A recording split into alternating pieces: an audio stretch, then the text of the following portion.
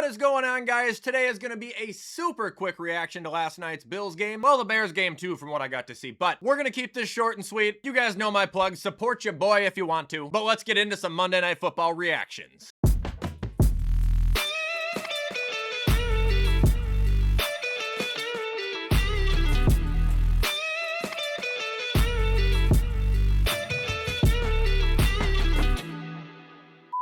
Okay, so my reaction to yesterday's Bills game, Bills loss, I should say, versus the Atlanta Falcons. I mean, to put it simply, I would say we have 2 weeks to dig our heads out of our rear ends, otherwise the season will legitimately be in jeopardy. There were a lot of things that I did not like about this game. One is Joe Brady's play calling. It was disgusting. It was unmotivating. It was just stupid. For two, I felt the O-line was miserable compared to the standards they're usually held at, and the defense, pretty much all around, but especially, you know, on the ground, continues to just be a huge liability. I mean, dude, we allowed 250 yards through the air, like I said, not pretty, but 170 yards on the ground from Bijan alone. Over 200 if you combine everyone. London had 10 receptions for 158. I mean, this was realistically a 3-man show. It was Penix, Bijan, and London. Over and over and over again, and every time they touched the ball, it was a monumental gain. I think the best thing I saw out of Buffalo this entire game was honestly the block kick that they had. I mean, looking at Josh, 15 for 26, 180, 2-2. Bad O-line, good O-line. Josh just didn't look fantastic. He did have a nice touchdown pass to Dawson Knox, even though it was a nice catch as well, but he underwhelmed me. James Cook, he was as productive as always, just couldn't find the end zone. Receiving was pretty uninspiring to watch. I mean, Josh Palmer, I should say, had a big play immediately, but after that, the offense was just out of sync. Like, the entire night, things just did not feel normal. You could tell everybody was shaken up. You could tell everybody was on edge. It was a bad night. Defensively, I would like to give credit and highlight Deon Walker. He's turning into one of the most disruptive defensive linemen in the game very quickly. And sadly, Tre'Davious White is turning into the worst cornerback in the league very quickly. Now, while I do think Trey White's DPI on Pitts was BS, in coverage, he has been literally like just a liability every single time he goes out there. Falcons beat our ass, man, and we got to get it together because we play Rico Dowdle after our bye, and he might just put a nail in our entire season. And also, I would like to clear the air and separate myself from some of the Bills fans out there. For anybody out there that's thinking we're frauds, you know, we've only beaten the ass end of the league, and there's really no reason to think we're actually going to pose a threat to any good team going forward from what we've seen the last couple weeks. I would just like to go on the record and say you're right. You're 100% right. We don't have a reason to think that we could contend right now. Hoping this is just one of the little slumps the Bills go through, it seems like every year, and they come back stronger than ever. But getting beat to shit like that from the Atlanta Falcons, that is demoralizing.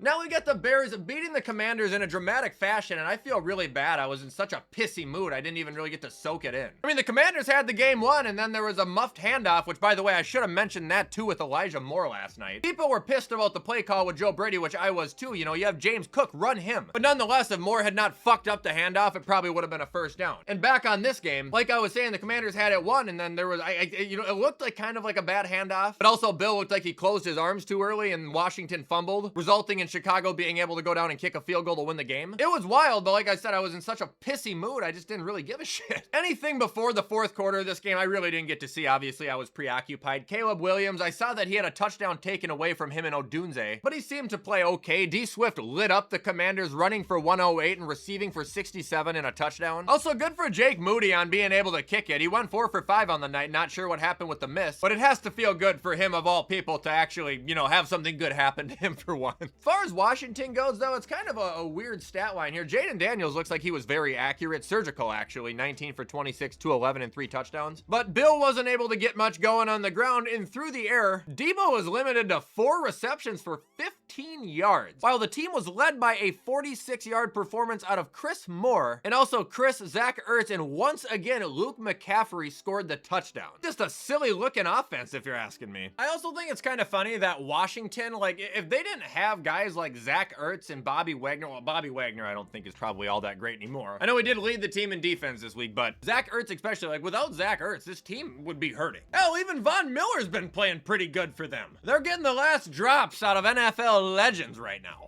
And that is actually going to be it, ladies and gentlemen. Like I said, short and sweet video today. I had a skit to make and I have housework to get done. Falcons, good game to you guys. You guys have the best running back in the league without a question. Bills, please dig your heads out of your asses. And as far as all you guys go, I can't thank you enough for being here. I hope you guys have a fantastic rest of your night. And as always, I will see you in the next upload.